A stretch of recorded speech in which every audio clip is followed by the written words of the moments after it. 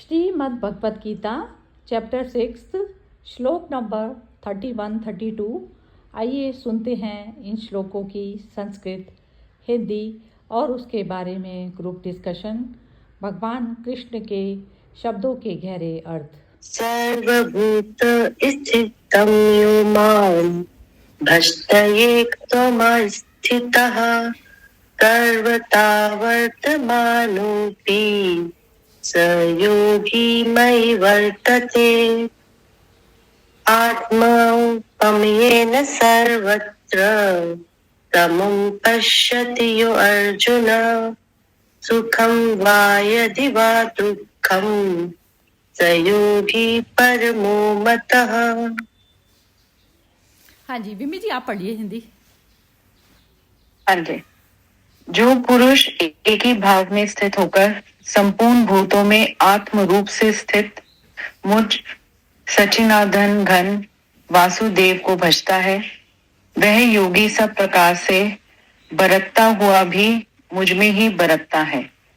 हे अर्जुन, जो योगी अपनी भांति संपूर्ण भूतों में सम देखता है और सुख अथवा दुख को भी सब में सम देखता है, वह योगी परम श्रेष्ठ माना गया है। हाँ, तो इसमें ना चलो मैं ही बोल देती हूँ आज पहले। तो इसमें ये बता रहे हैं कि सबसे पहले तो योगी की कैटेगरी में कौन आता है। योगी की कैटेगरी में वह आता है जिसकी आई जो है विदाउट एनी ऑब्जेक्ट हो गई। सारा कुछ टोटल संसार ऑब्जेक्ट है, जो भी दिखने वाली चीजें हैं उसमें माइंड, मन, बुद्धि, अहंकार टोटल आता है। जो भी कुछ हमें दिखाई देता है, जो भी दिखाई देता है, सुनाई देता है, जिसको हम मेंटल तौर पर भी परसीव कर सकते हैं, जिस चीज को भी, तो सब कुछ मटेरियल होता है। तो यानी कि जो भी ये दृश्यमान जो जगत है और सूक्ष्म जगत तक, माइंड तक भी जो है, जो माइंड है, माइंड सूक्ष्म जगत हो गया, सूक्ष्म शरीर जिसको बोला जाता है, तो वो सारा कुछ जो है टोटल मटेरियल है। जिसने ये जान लिया तो उसने जो है अपनी आई को अलग कर लिया। और उसी चीज को ना ये अवेयरनेस कहा जाता है, जो हम उस दिन डिस्कस कर रहे थे ना प्रीवियस उसमें 2-3 दिन पहले। तो अवेयरनेस उस अवस्था को कहा जाता है कि जिसमें टोटल आई बिल्कुल अपने आप में बिल्कुल अकेली रह गई और उसने बिल्कुल, तो वो आई जो होती है वो कभी भी खत्म नहीं होती। जो आई सेंस जब हम किसी बॉडी और वस्तु के साथ में अटैच कर लेते हैं तब उसको दुख सुख ये सब चीजें आती हैं। तो अब इसमें भजने का जो बात कर रहे हैं ना भगवान, तो भजने की बात इस अवस्था को करा जाता है जो अपने आत्मा को ही भज रहा है ना, बार बार उस चीज की रिमेम्बरेंस में। जो मनुष्य हर वक्त उसी रिमेम्बरेंस में रहता है। तो मतलब ये होता है कि जैसे जो हमारे को बॉडीज के साथ में जो जुड़े हुए हैं हम अपने स्वयं के साथ, और जो दूसरों के साथ में भी हमने तादात्म्य कर लिया होता है। तो जो हमने अपने साथ करा होता है, पहले जब मेरा जो मैं कन्वर्ट होती है अहंकार में, कैसे कन्वर्ट होती है, जब मैं अपनी बॉडी को देखती हूँ। तो जैसे मैं सोई हुई थी, सोते हुए में मैं जो है आई मेरा बिल्कुल विलुप्त था, क्योंकि उसको कोई आइडेंटिफिकेशन नहीं था, लेकिन फिर भी साक्षी मौजूद था ना, जिसको पता चल रहा था कि ये मैं सो के उठी हूँ। तो ये जो आई वाली जो चीज होती है ना, वो हर वक्त होती है हमारी, उसको कभी भी नहीं खत्म किया जा सकता।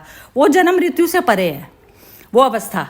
तो अब जब मैं उस वाली अवस्था में रहती हूँ तो मुझे ना अपनी बॉडी का पता था, ना मुझे दूसरे का पता था, दोनों चीजों का नहीं पता था ना। तो मेरा उस समय में सबसे ज्यादा उस अवस्था को कहा जाता है आनंद की स्टेज। अब उस एक तो सोते हुए का आनंद तो ऐसा हो गया ना कि जो मेरे हाथ में नहीं है, लेकिन मेरी बॉडी और ये सब चीजें थक गई, माइंड थक गया, तो वो अपने आप उसमें चला गया। अब एक अवस्था होती है जागृत में कि हम अपना करते हैं कि कौन सी चीज हमें रखनी है, ये होता है माइंड का मैनेजमेंट। कौन सी चीज को हमें प्रायोरिटी देनी है, कौन सी चीज को हटाना है, क्योंकि हमने बॉडी दी हुई है। तो ये सारा मैनेजमेंट जो चलता है ये उस तल पर चलता है जो एक जागृत स्टेट में भी आप सुषुप्ति वाली स्टेट में रहते हैं। समझ गए? तो ये चीज हो गई योगी की कैटेगरी। तो जो उस स्टेज को भजता है, भजना मतलब बाहर से नहीं भजना, बार बार आत्मा वाली अवस्था में भज के फिर शरीर की जो सारी इंद्रियां हैं ऑटोमेटिक अपने आप काम कर रही हैं। बुद्धि भी उस तरीके से शुद्ध अवस्था में काम कर रही है, शुद्ध में, क्योंकि उसमें जो आई अहंकार वाली आई थी वो ऑपरेट नहीं कर रही। मेरी तो जो आई वाली अहंकार है, मैं तो बार बार उस अवस्था में जाने के लिए तैयार हूं, मैं हमेशा बार बार उसी चीज को भजती हूँ। तो अब उसमें मैं जो योग जो है, पहले कर्म योग मैंने ये करा कि सबसे पहले मैंने अपने आप को पहचाना कि मैं तो वो हूँ। बार बार जो मैंने आइडेंटिफिकेशन, इसको ख़त्म करना। तो इंटेंशनली जो करता है ये काम, एक तो होता है ना मैं कहती हूँ वही करा रहा है वही कर रहा है, ऐसा नहीं। एक इंटेंशनली जो है, जब मैं अपना सारा बैगेज को ऑफलोड करके ख़त्म करती हूँ और उसमें दोबारा कर्मिक अकाउंट में नहीं बंधते हुए करती हूँ। तो दोनों तरीके से ये जो चीज़ होती है, ये भजना अपनी सुप्रीम सेल्फ को भजना हुआ। भजना मतलब आपने सारा एफर्ट आपका उस तरफ पे जाने का है, आत्मा की तरफ पर जाने का है।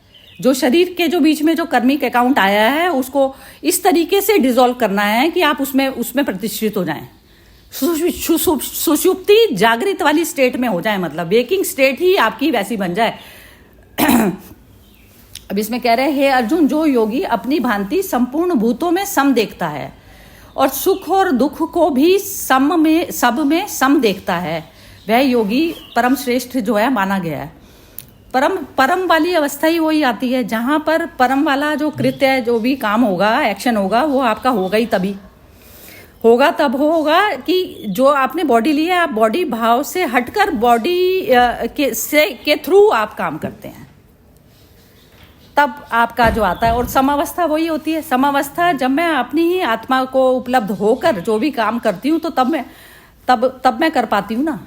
समावस्था उस चीज को कहा जाता है। समावस्था पहले मेरे को अपनी करनी पड़ेगी, अपने आप को आत्मा में प्रतिष्ठित करना पड़ेगा, और फिर जब मैं करूंगी कार्य तो सामने में अब मैं कैसे कर रही हूँ डील, किसी को कैसे नहीं कर रही, तो वो जब मैं आत्मा में, जब मेरी अपनी कोई वो नहीं रह गई, क्योंकि आत्मा की तो कोई रिक्वायरमेंट ही नहीं है ना।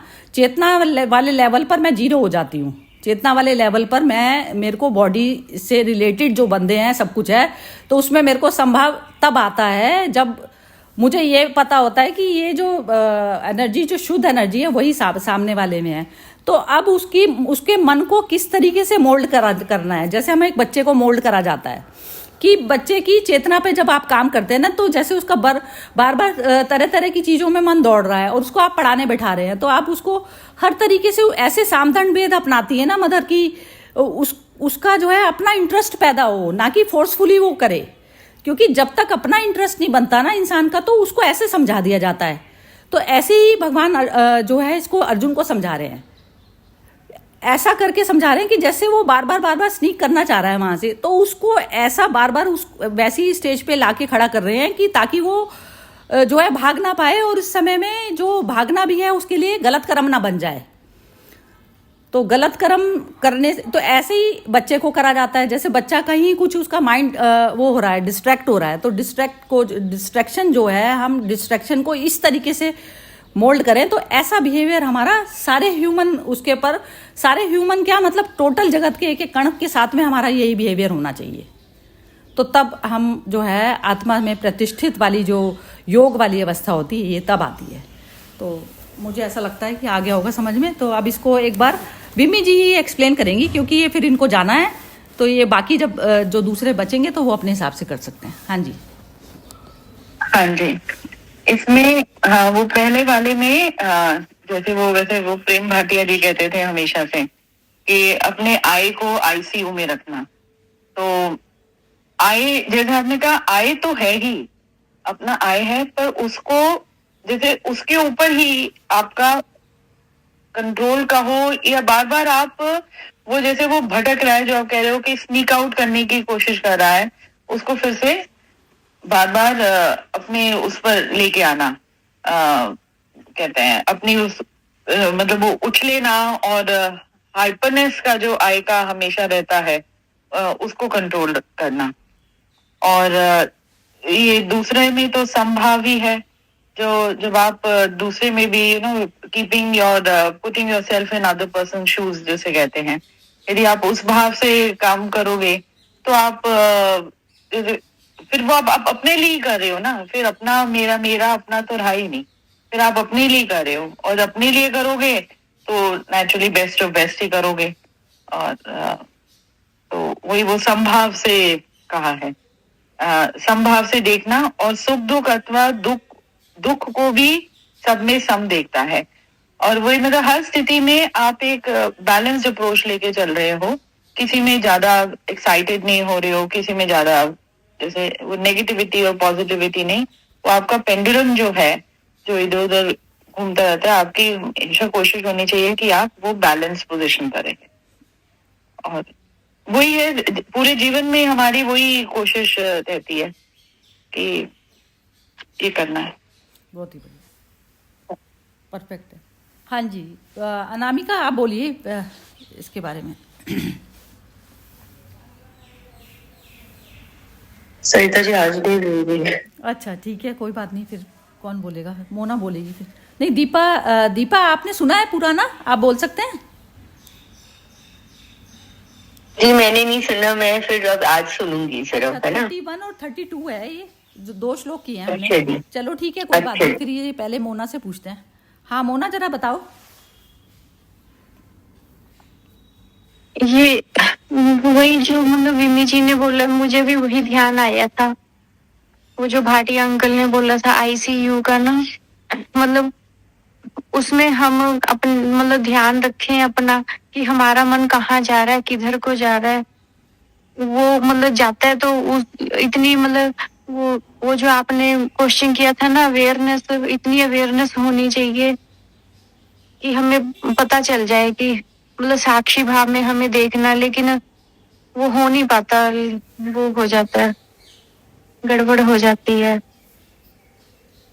बस ज्यादा कुछ नहीं बोलना है। हाँ नहीं ठीक है, कोई बात नहीं, ठीक बोला है, लेकिन बढ़िया बोला है। हाँ जी हर्षा जी आप बोलिए।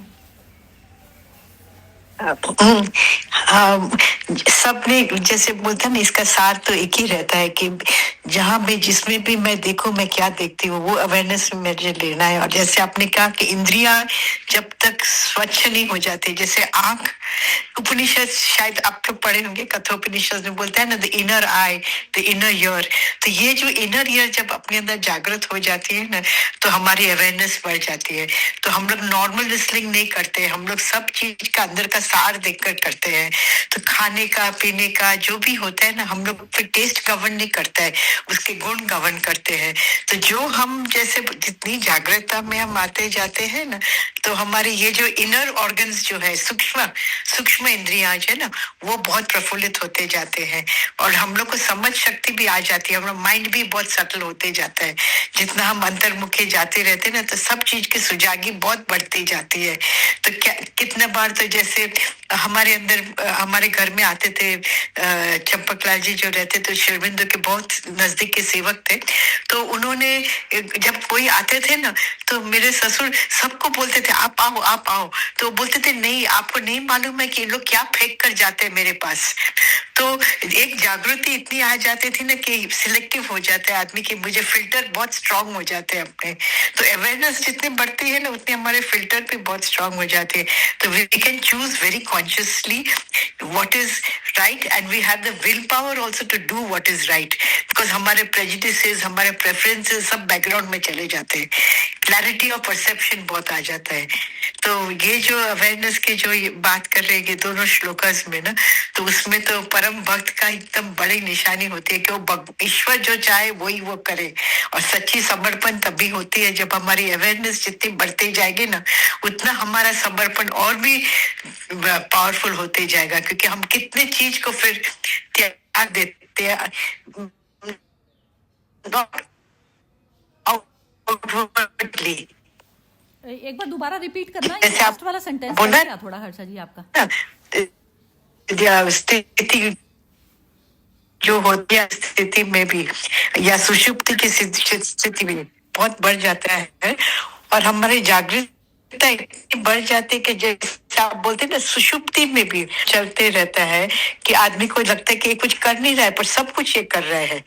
उसकी जागृतता इतनी पावरफुल हो जाती है। जैसे संत पुरुष के वाइब्रेशन से हम पूरे नहा लेते हैं। जब मैं माता जी के पास जाती थी बर्थडे का ले, हम लोग छोटे थे, तो भी जब आते थे नीचे तो इतना उमंग कि सबको मालूम पड़ता है you been to the mother for your birthday. इतना हमारे अंदर आसिया, और हम लोग को इतना समझ में नहीं था स्पिरिचुअलिटी क्या है, पर एक वाइब्रेशन, एक उनका स्पर्श इतना हमें जागृत कर देते थे। तो ये जो है परसेप्शन अवेयरनेस, तो हमारी लाइफ में भी हम ऐसी जागृतता ले आवे कि हमें दुख का कभी महसूस ही नहीं हुए। इतनी हमारे अंदर एक उमंग, एक जागृतता, एक बोलते हैं ना कि एक उत्साह, अवेयरनेस जब आती है ना, तो ये सब गुण भी बहुत आ जाते हैं फिर।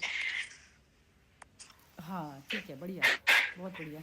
हाँ, और उसमें मेरे ख्याल से वही आपकी आय शांत थी, आप रिसेप्टिव रहे, तभी आप ले भी पाए वो जो आपको मिल रहा था। तो वही बात आ जाती है कि अपनी आय शांत होगी, आप वही जैसे नो माइंड में हो, तभी आप कुछ ग्रहण करने योग्य भी हो। और जो पहले से ही अपने आप को मतलब 10 चीजों से अपना भरा हुआ अपने आप को, तो हर बार अपने जैसे वो है ना, अपने पात्र को खाली ही रखना है अपने उसको। खाली भी कह दो या फिर अपने आप में रहना है, अपना आपको स्वयं को भूलते ही होता है ये काम, भूलते ही माइंड से आइडेंटिफिकेशन हो जाता है हमारा, ये प्रॉब्लम आती है, बिल्कुल ये आती है प्रॉब्लम। तो जैसे ना इसमें ऐसा होता है कि मेरा तो अपना प्रैक्टिकल एक्सपीरियंस जैसे ऐसा ये वाला है कि अब आपने अपने आप को पहचान लिया, भगवान ने उसको अपने स्वरूप से परिचय करा दिया कि तू ऐसा है, तू आत्मा का दिया था ना, सबसे सेकंड चैप्टर आत्मा का ज्ञान था मेन, कि तू अग्नि नहीं जला सकती ये सब। तो उसमें क्या करा, उसको पहले तू अपने आप की पहचान कर ले कि तू है कौन वास्तव में। अब तो तू कर पाएगा ना, तो तेरा अब एरो जो है बार बार जो माइंड जो हमारा बाहर की चीजें जो उठा रहा है, तो अब माइंड को आप वैसी चीज देंगे ना, उसको जब आत्मा देंगे तो तब आप हटोगे वहां से। तो उस वाली अवेयरनेस में हर कर्म को करते हुए में भी करना है। अब इसमें क्या होता है कि जैसे आप कर्म के जब फील्ड में उतरे तो आपको दुख भी आ रहा है, सामने भीष्म पितामह को मारना है, माइंड पे दुख आ रहा है, पता चल रहा है, तो दुख और सुख खत्म नहीं होते किसी के भी, क्योंकि ये जो आइडेंटिफिकेशन जो हमारा जो दूसरे लोगों के साथ में भी है ना, तो वो तो माइंड पे तो प्रेशर बनेगा ही बनेगा, 100% बनेगा। यही हमारा जो है शरीर को डिसॉल्व करने की कीमत होती है, देनी होती है हमें। तो डिसोल्यूशन के टाइम पर हमें बनेगा। अब उसमें मैं सामने पक्ष में जो खड़ा है उसके साथ में मेरे को अत्यधिक प्रेम भी है, मैं कर रही हूँ, लेकिन मेरा लक्ष्य क्या था? लक्ष्य मेरा ये था, मेरे को आत्मा भाव में जाना है। तो आत्मा भाव में जब शुद्ध कर्म जो करूंगी मैं बाहर में भी, जो करने योग्य कर्म है, तो तब मैं आत्मा में प्रतिष्ठित होंगी ना। तो जैसे एक बच्चे को मदर डांटती भी है तो डांटना उसकी मजबूरी है उसको, लेकिन फिर जब बच्चे का रिजल्ट आ जाता है तो डांटना ही सुख में परिवर्तित हो जाता है उसके। लेकिन फिर भी वो भूले ना, ये चीज अपनी भूले ना कि अब ये भी सुख आया, अब इसमें अब ये दुख था इस समय। तो ये चीज मन के कार्यक्रम चल रहे थे, लेकिन मेरा लक्ष्य क्या था? तो अपने लक्ष्य को ना भूले इंसान। तो जब तक हम लक्ष्य नहीं तैयार करेंगे ना जीवन में, तो तब तक हम आत्मा वाला जो चैप्टर है ना, वो तो हमारा शुरू ही नहीं होता। लक्ष्य आत्मा वाला बनाकर और फिर जब हम संसार को जीते हैं, तो तब हम गीता के अकॉर्डिंग जो लाइफ जीते हैं, जो इन्होंने विनोद जी ने भी जो एग्जाम्पल अपने दिए थे, लाइव एग्जाम्पल, तो उस अवस्था में क्या होता है कि हम काम करते हुए भी एक अंदर से आनंद की अनुभूति में करते हुए में सुख दुख आते हैं ऊपर। आनंद की अनुभूति तो लक्ष्य मेरा वो है आत्मा, फिर ऊपर से सुख दुख आ रहे हैं तो मैं उसको भुगत जाऊंगी कि नहीं कुछ नहीं है, ये तो फॉर द टाइम बीइंग जो चीज है, क्योंकि मेरा अल्टीमेटिव मोटिव क्या है ये है। तो अब इसको विनोद जी से पूछते हैं जरा। हाँ जी विनोद जी, आप बताइए। हाँ जी, नहीं बिल्कुल सही कहा आपने। मतलब जो है आत्मा की शुद्धि की तरफ जाना है और वो एक बार गोल सेट करना है और उसी राह में चलते हुए, तो देखिए कैसा रहता है कि अभी जैसे ये 32 में श्लोक में है कि दुख और सुख जो दोनों में ना मतलब परेशानी नहीं आए, दुख हो तो भी मन विचलित नहीं हो और सुख हो तो भी मन में विचार नहीं आए, तो उस तरफ जाना है। और वो राह जो गोल है वो मन की शुद्धि का जो है वो अपने दिमाग में रहना चाहिए। मतलब वो अपने आप आचरण में ही आ जाते हैं, जब आपके विचार वो हिसाब से रहते हैं, आचरण में ही आ जाता है। तो उस तरफ से जाना है और जीवन उसी तरह जीना है। तो वो धीरे धीरे आपको मतलब जैसे प्रैक्टिस करते करते करते वो मकाम तक आप पहुंच जाते हैं और धीरे धीरे फिर वो सुख और दुख की चीजें निकल जाती है।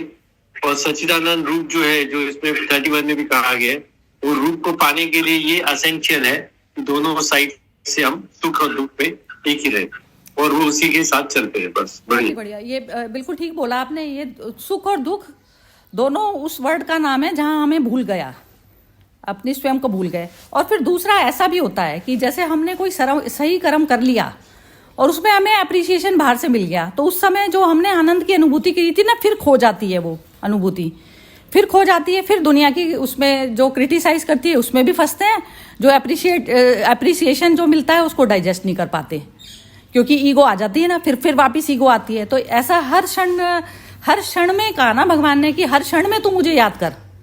तो मुझे याद कर मतलब अपनी परफेक्ट उसको सिचुएशन को याद कर, तू अपना परफेक्ट आत्मा वाले उसमें परफेक्शन उस चीज को कहा जाता है।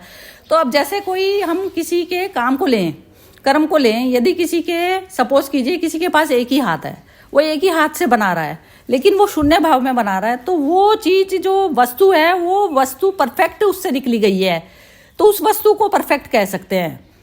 लेकिन जो एक सुंदर उसमें होती है ना, जैसे सुंदर हम किसी की चीज को कह रहे हैं कि ये बड़ी सुंदर है, तो सुंदर वो चीज सुंदर नहीं है, जो अहंकार से जो निर्मित हुई हुई है चीज वो सुंदर नहीं है।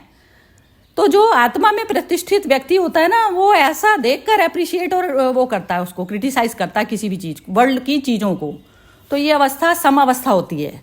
सम अवस्था उसको कहा जाता है कि जो ज्यादा उछल रहा है ना, तो उसको उछलते को तो बीच में बैठा दें, और जो नीचे बिल्कुल चला गया है, जिसको क्रिटिसिज्म पूरी दुनिया ने बिल्कुल ऐसे वो करके कर दिया, तो उसको बीच में बैठा दें। बीच में बैठाएंगे तो बीच में भी उस तरीके से बैठाएं कि वो भी अपने मतलब स्नेक की तरह से फन ना खड़ा हो जाए कल को। जैसे हमने अभी आज किसी को अप्रिशिएट करके कर दिया और वो पता चलता है, वो कहता है कि तू ही मेरे रास्ते की बाधा है। ऐसा वाला बहुत होता है कि तू ही मेरे रास्ते की कांटा हो गया, अब तो तू ही हट जा। तो गुरुओं के जो मर्डर करे हैं वो ज्यादातर शिष्यों ने किए हैं। तो अब जो शिष्य वाली जो अवस्था होती है वो भी क्या होती है कि वो ईगो आ गई, फिर वापस ईगो आ गई कि अब मेरा ही नाम हो रहा है तो चलो मेरा ही नाम होता रहे। तो ऐसा वाला चीजें हैं। तो ये सूक्ष्म मतलब मैं ये कहना चाह रही हूँ कि इसमें कि सूक्ष्म उस ईगो का जो हर वक्त हर कर्म के बाद में खड़ा होके जो देखता है ना, तो वो कैसे खड़ा होके देख रहा है, वो ईगो में प्रतिष्ठित होके देख रहा है या फिर परमात्मा में। ये चीज भी बहुत नोट करनी जरूरी है। तो अपने सेल्फ को जो है ऑब्जर्वेशन मतलब अवेयरनेस उस चीज के लिए चाहिए हमारी। तो अवेयरनेस काम के प्रति इतनी जरूरी नहीं है जितनी अवेयरनेस अपने इसके लिए है जरूरी। कि जो बार बार एक स्नेक की तरह से, जैसे वो कहते हैं ना, जैसे विष्णु के ऊपर वो शेल्टर वो करता है, स्नेक जो है छाया देता है, कितना था वो शेषनाग। तो ऐसे हमारी बुद्धि जो है, बुद्धि हमें मतलब कॉन्शियसनेस को वो देती है, छाया देती है। तो ऐसी बुद्धि होनी चाहिए हमारी कि बार बार अपने ही काम को ऐसा देखें। अब ये जरा इसको दीपा से पूछते हैं जरा। अब हाँ जी दीपा जी आप बताइए। अब बिम्मी जी का तो टाइम हो गया जाने का, अब जाने। चलो ठीक है, आप बताइए दीपा जी।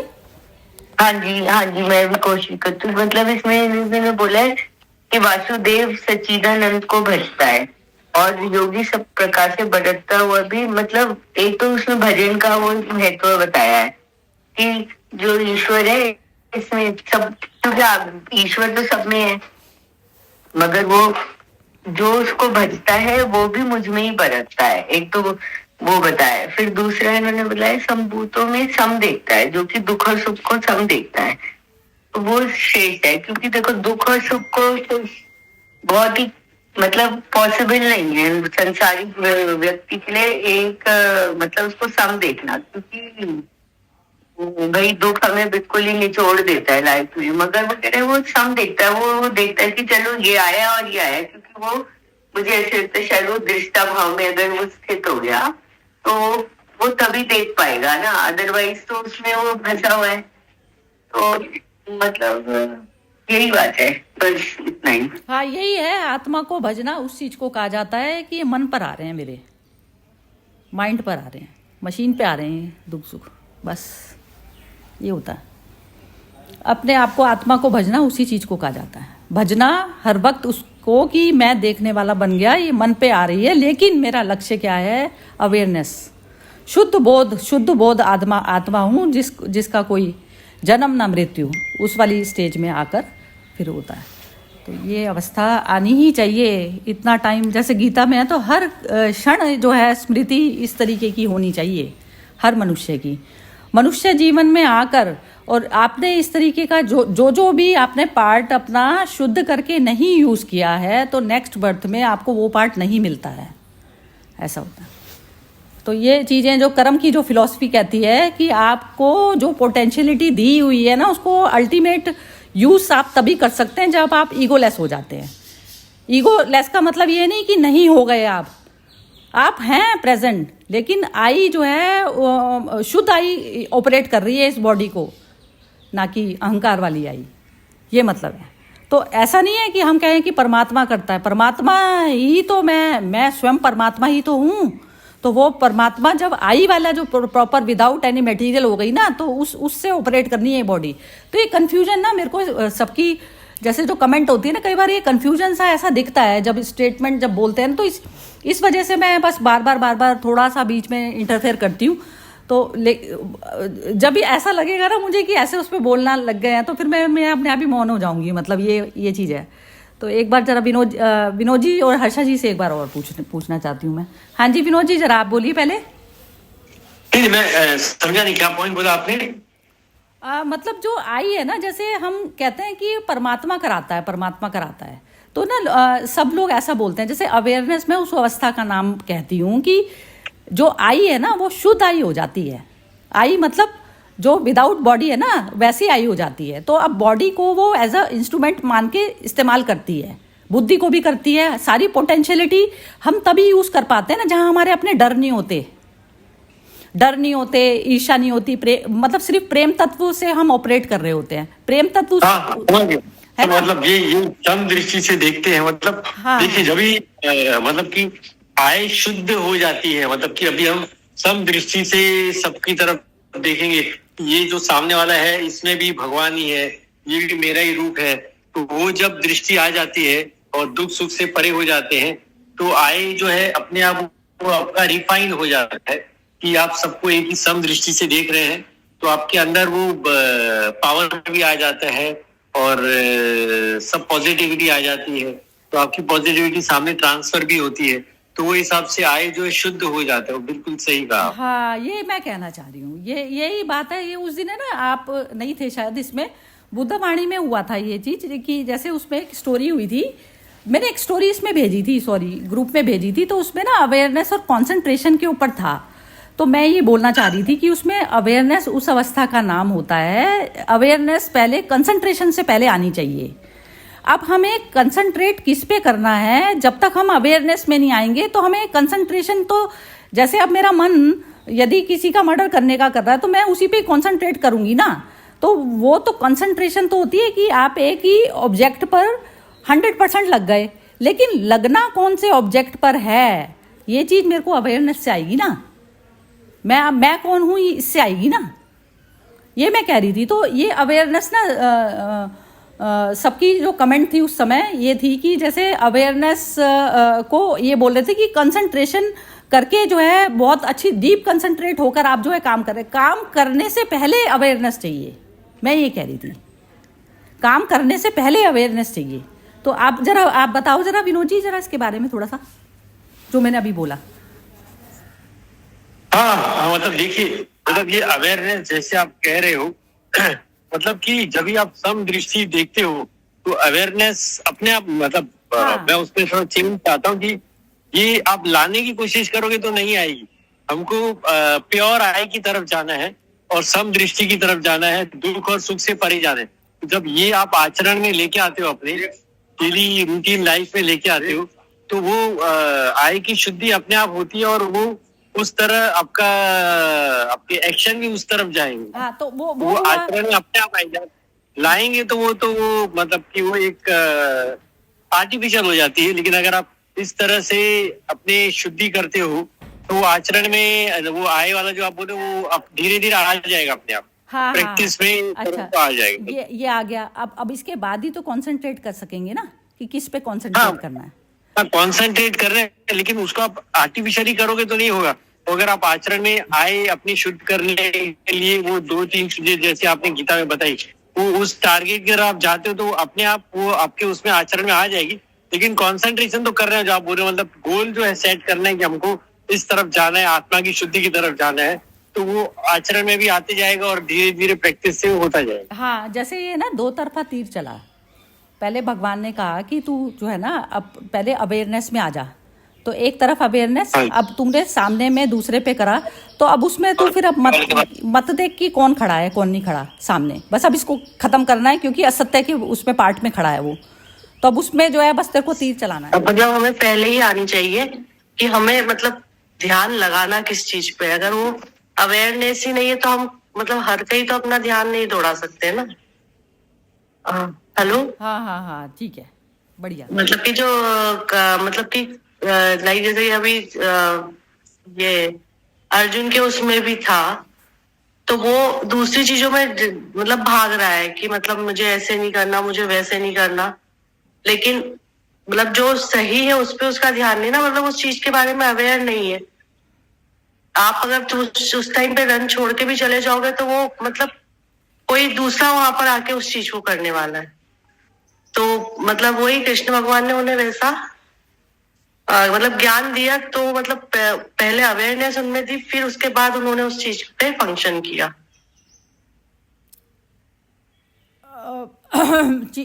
चीजों के प्रति अवेयरनेस नहीं करनी है, अपने लिए अवेयरनेस, मतलब मेरे को अपने मैं कौन हूं ना, इस बात के लिए जाना है।